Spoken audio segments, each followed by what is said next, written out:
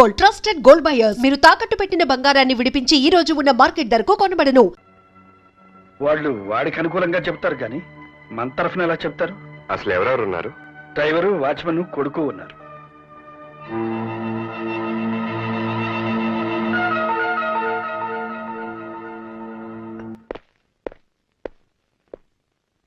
Vincent ఒక్కడిని లేపేయమంటారా? వాడి భార్య బిడ్డలు కూడా లేపేయమంటారా? నో, విన్సెంట్ ఒక్కడిని మర్డర్ చేయండి. వాడే నేను మర్డర్ చేయడం చూసిన సాక్షి. All right. ఏమండి, తొందరగా తలపేసేయండి.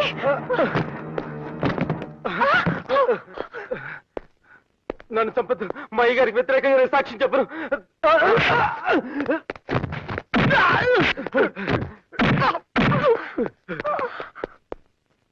నీకేం భయం లేదు విన్సెంట్? ఆ బుచ్చిబాబు గారు నన్ను బతకనివ్వరు. తెలుసు, అందుకే నేను కాపాడడానికి వచ్చాను. ఇంతకీ మీరు? జడ్జి రామ్మోహన్ రావు గారు అబ్బాయిని. విన్సెంట్ మాస్టర్ని చంపేసి యాక్సిడెంట్ అని పోస్ట్మార్టం రిపోర్ట్ క్రియేట్ చేశారు. ఆయన ఎలా చనిపోయారో నీకు తెలుసు. నువ్వు కనుక సాక్ష్యం చెప్తే. బాబు, సాక్ష్యం చెప్తే బుచ్చిబాబు గారు నన్ను చంపేస్తారు బాబు. సాక్ష్యం చెప్తావన్న డౌట్తోనే బుచ్చిబాబు నేను చంపాలని చూశాడు. నువ్వు గనక సాక్ష్యం చెప్తే నేను నీకు ఏ హాని జరగకుండా చూసుకుంటాను. బాబు, మీరు చెప్పినట్టు నేను చేస్తే నా భార్య బిడ్డలు అనాథలైపోతారు బాబు.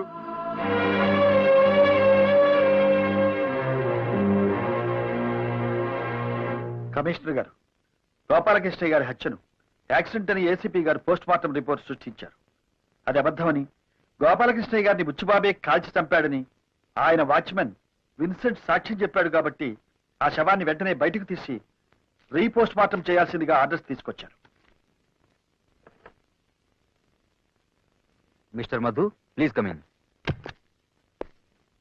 Good morning sir. మార్నింగ్. మీరు క్లోజ్ చేసిన గోపాలకృష్ణయ్య గారి కేసుని రీఓపెన్ చేయండి. ఇదిగో రామ్మోహన్ రావు గారి స్టేట్మెంట్. Yes sir.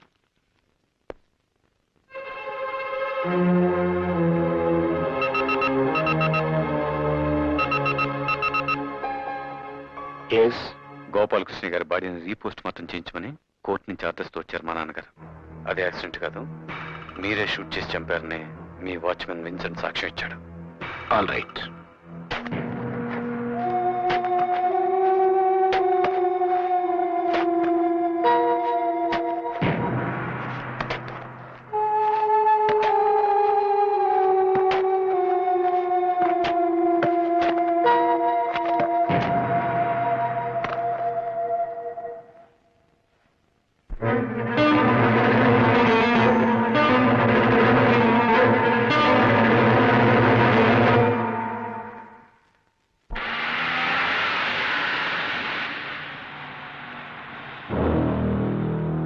హలో, తండ్రి కొడుకులిద్దరు బాగా దెబ్బతిన్నట్టున్నారు. న్యాయాన్ని పూడ్చిపెట్టడం అంటే ఏమిటో కళ్ళారా చూశారుగా. ఎస్, జడ్జిగా రిటైర్ అయ్యాం. నన్ను రెచ్చగొట్టి జీవితం నుంచి రిటైర్ కావద్దు. మాట్లాడితే కేసును తిరగదోడుతున్నాడు రామ్మోహన్ రావు. సాక్ష్యం ఇస్తా అన్న విన్సెంట్ ని లేపేశాం. ఇక మిగిలింది బెనర్జీ ఒక్కడే. ఎస్.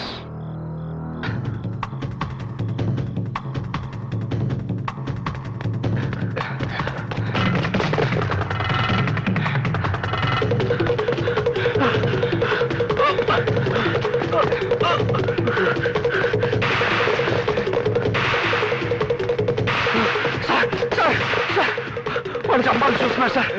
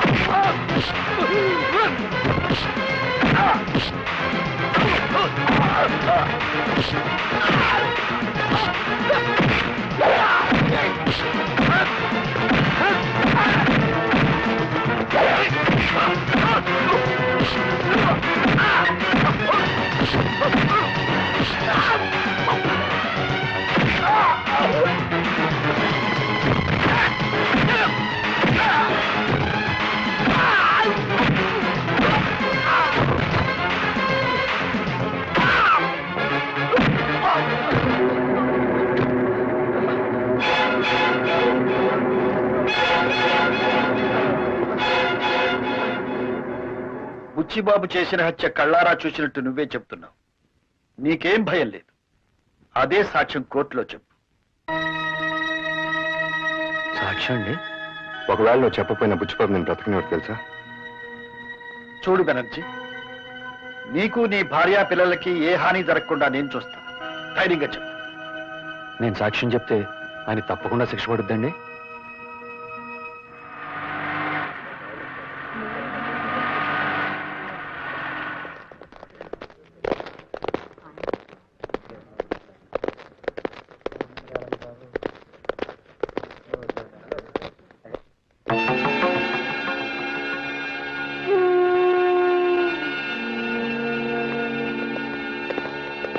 హతుని తరఫున రామ్మోహన్ రావు గారు కోర్టుకు పెట్టుకున్న అర్జీని మంజూరు చేస్తూ ప్రాసిక్యూషన్ తరఫున ఆయన వాదించడానికి యాజ్ ఏ స్పెషల్ కేసుగా కోర్టు పర్మిషన్ ఇస్తూ ఇతర సాక్షుల్ని ప్రవేశపెట్టడానికి అనుమతిస్తోంది.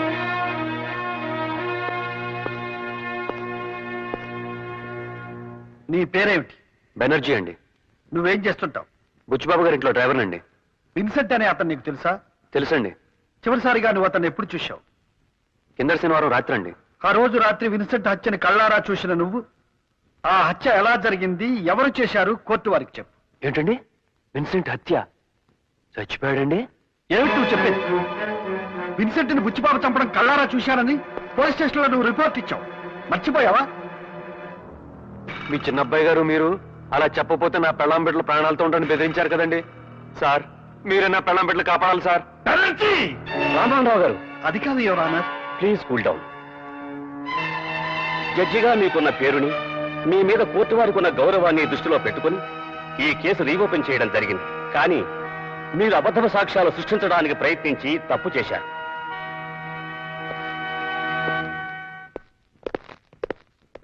ఏమండే చెల్లిస్తుంటే ఆగరంటే? నా మాట విని ఈ కేసు విత్డ్రా అయిపోండి. ఎస్, నేనేమి హంతకుని కాదండి. నోనో, మీరే పట్టు విడవని విక్రమార్కుల్లాగా నా మీద పగబట్టారు. ఈ కేసును తారుమారు చేయాలని మా డ్రైవర్ని మీ మీదకు ఉసుకెళ్ళిపాను. ఎస్, నేనే. చూడండి, మళ్ళీ ఈ కేసు రీఓపెన్ చేయాలని ప్రయత్నం చేశారనుకోండి, మీకు పిచ్చి పట్టిందని మీ పెద్ద అబ్బాయితోనే సాక్ష్యం చెప్పించి మిమ్మల్ని పిచ్చి ఆసుపత్రిలో తోయించారు.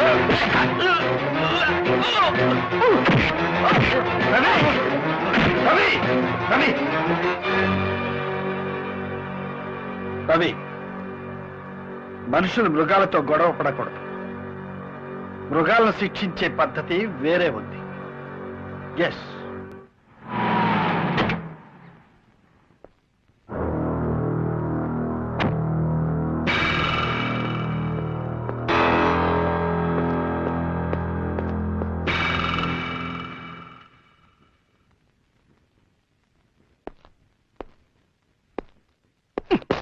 సారీ. All right. ఏమిటి, మీరెందుకు వచ్చారు ఇక్కడికి? కంగారు పడక బుచ్చిబాబు. నన్ను ఎప్పుడు చూసినా అలా బెదిరిపోతావు ఎందుకు? నేను పెళ్లికి పిలవడానికి వచ్చాను. All right. ఎవరి పెళ్లి? నీది కాదు, సాయిరామ్ది. Very good. ఇది తెలివైన పని అంటే. చదివి చూడు, అసలు తెలివైన పని ఏంటో తెలుస్తుంది. నో, సాయిరామ్తో మా అమ్మాయి పెళ్ళని కార్డు వేశారండి. అంటే మా అమ్మాయి ఎక్కడుందో మీకు తెలుసా? నువ్వు దాచిన చోట మాత్రం ఖచ్చితంగా లేదు. నిన్ను తప్పించుకుని మా దగ్గరకు చేరింది. మళ్ళీ నీకు కనపడకుండా ఎక్కడ దాచాలో అక్కడే దాచాం. ముందు వాళ్ళ పెళ్లి జరిపించి, ఆ తర్వాత నీ కూతురుతోనే నీకు వ్యతిరేకంగా సాక్ష్యం చెప్పించి, అప్పుడు నీ పెళ్లి నేనే దగ్గరుండి జరిపిస్తాను. అర్థమైందా? రా బాబు, ఏర్పాటు చేయాలి.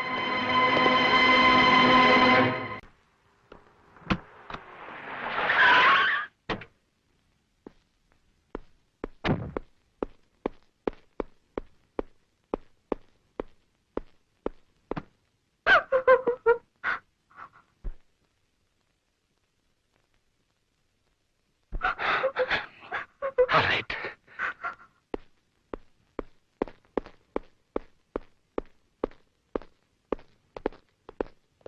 రవి, ఆ జడ్జి గారు ఏదో ప్లాన్ లో ఉన్నారా?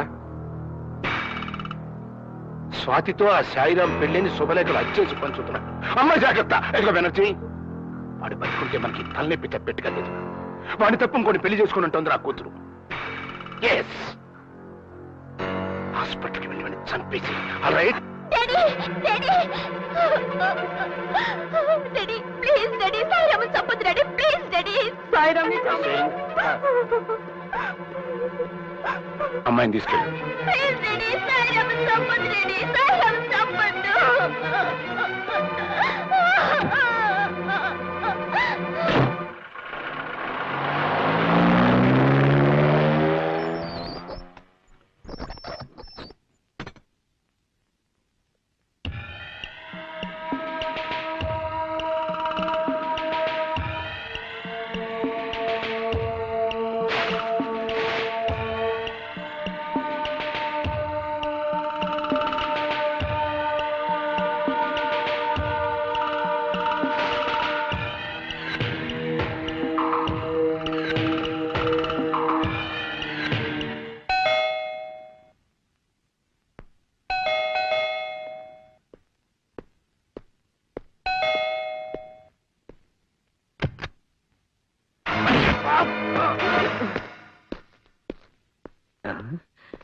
కోదివక కోనలో పుంజువక కోనలో పిన్నలేమో తల్లదిల్లు ప్రేమ ఏం లేదు కోనలో. ఏంటమ్మా గడ్డంలో పేలవి పెంచుకోకూడదురా, ఎప్పటికప్పుడు చంపేలేలాగా.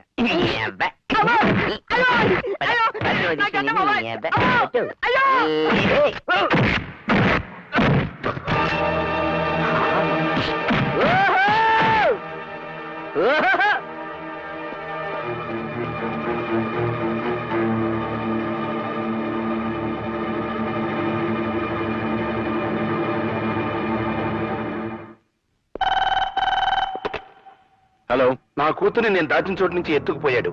ఎస్, రేపు కోర్టులో నాకు వ్యతిరేకంగా సాక్ష్యం చెప్పిస్తాడట మీ నాన్న. అదే గనక జరిగితే కేసు నాతో ప్రారంభమై నీతో ముగుస్తుంది. ఎస్, పోస్ట్ మార్టం రిపోర్టు నువ్వు తారుమారు చేసిన దగ్గర నుంచి వెనక్కి రివైండ్ అయ్యి ఎస్ఐగా నువ్వు నా దగ్గర 10,000 లంచం తీసుకున్న దాంతో ఆగుతుంది. ఈ ఆపద నుంచి నేను నువ్వే కాపాడుకోవాలయ్యా. All right? No problem sir. మీ అమ్మాయిని మీకు అప్పగించే బాధ్యత నాది.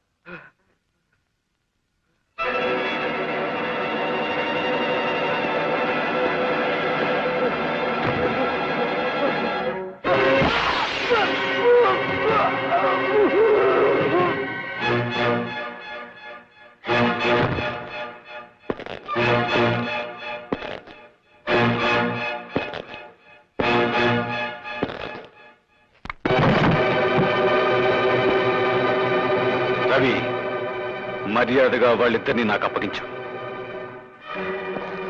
అప్పగించను. నీకే చెప్పేది. నాకేం చెప్పక్కర్లా, కోర్టులో చూసుకుందాం. ఏంట్రా కోర్టులో చూసుకునేది? ఆ?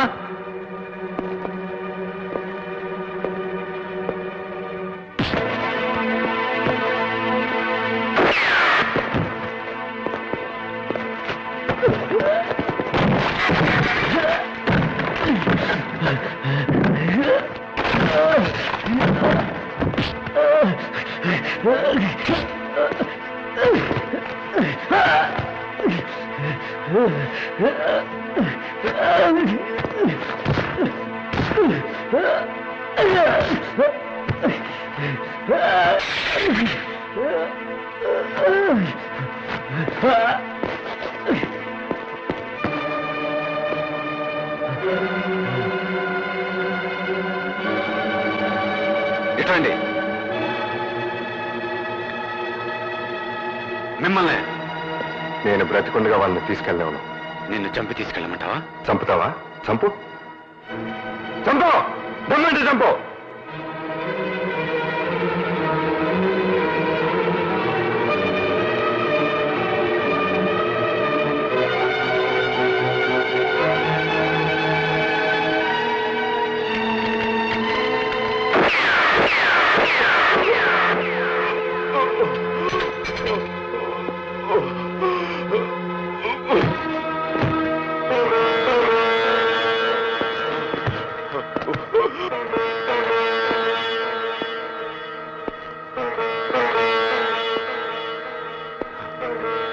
థ్యాంక్ యూ నాన్న, థ్యాంక్ యూ వెరీ మచ్ నాన్న. బుచ్చిబాబు వల్ల చిక్కున్నాను. ఈ జన్మలో వెనక్కి రాలేదనుకున్నాను. నాకు విముక్తి కలిగించారు. థ్యాంక్స్ నాన్న. నాన్న, వచ్చే జన్మలో మంచి కొడుకుగా మళ్ళీ మీ కడుపున పుట్టి మీ రుణం తీర్చుకుంటాను అన్న, మీ రుణం తీర్చుకుంటాను. నాను, ఒక్క సాయిరామ్ గడి మర్డర్తో పోవాల్సింది ఎన్ని మర్డర్లు చేయాల్సి వస్తుందో. ఆల్ రైట్, ఏం చేస్తాం? నా పరువు కాపాడుకోవడం కోసం ఎన్ని మర్డర్లైనా చేస్తాను. బుచ్చిబాబు,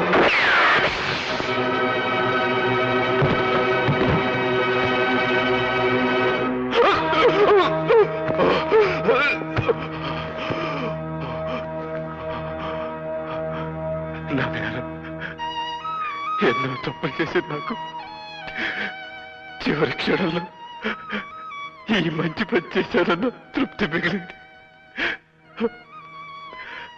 నాకది మధు, మధు,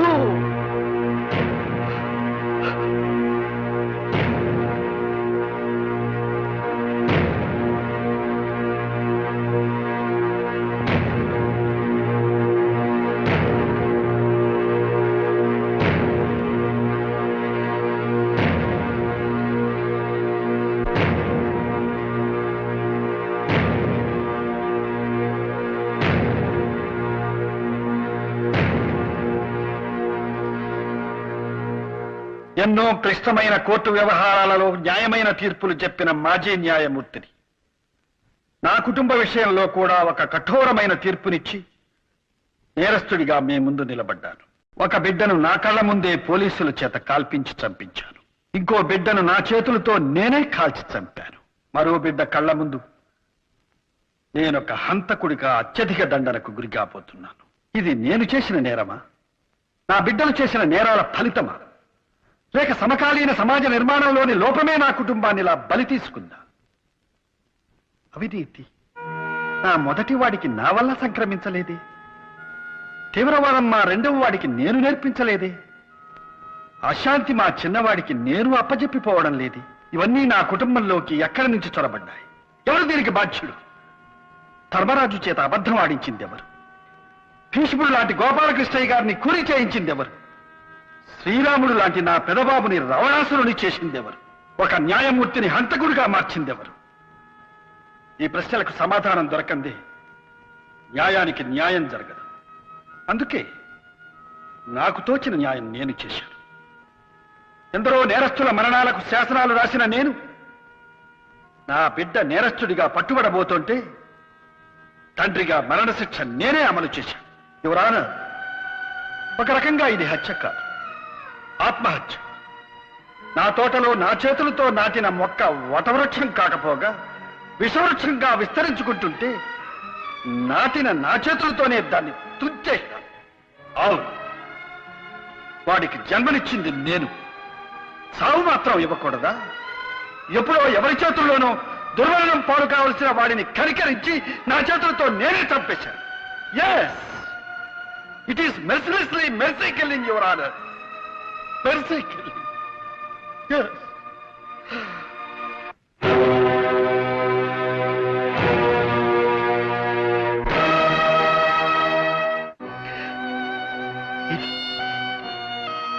ఏ పుస్తకాలలోనూ ఉండకూడని తీర్పు, ఏ తండ్రి ఇవ్వకూడని తీర్పు, ఈ తండ్రికి పుత్రశోకాన్ని మాత్రమే మిగిల్చిన తీర్పు. యువరానా, ఒక్కసారి ఆలోచించండి, అందరూ ఆలోచించండి. కలుషితమైపోయిన ఈ వాతావరణంలో ఈ వ్యవస్థ ఇలాగే కొనసాగితే ప్రతి కొడుకు దుర్మార్గుడిగా మారే అవకాశం ఉంది. అప్పుడు ప్రతి తండ్రి ఇలాంటి తీర్పే ఇవ్వాల్సి ఉంటుంది. ఎస్, నో, అది అలా కాకూడదు, అలా జరగకూడదు, అలా జరగనివ్వకూడదు. Yes!